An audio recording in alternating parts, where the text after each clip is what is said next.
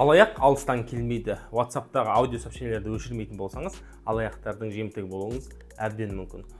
Я хочу удалиться от вашей группы, как вы мне все надоели. Бұл алаяқ.нет жобасы, сіздермен мен заңгер Нұрсұлтан Орынбеков. Видеоны соңына дейін қарап, жақындарыңызға таратуды ұмытпаңыз.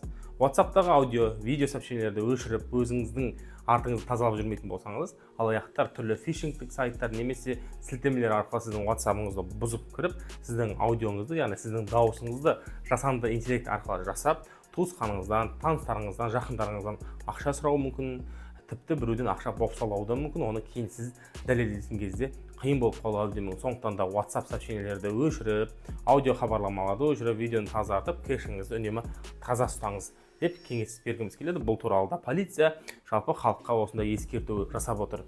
Тіпті қазіргі таңда Жамбыл облыстық полициясының департаментінде осыған ұқсас дәл осындай 13 қылмыстық іс тіркелген. Әрине олардың соңын аңдып білу қиын, сондықтан да жасанды интеллекттің айласына түсіп қалмаңыз, өзіңізге өзіңіз сақ болыңыз. Алданып жоқ іздегенше алданбайтын жол іздеңіз. Алаяқ.нет жобасы ескертті.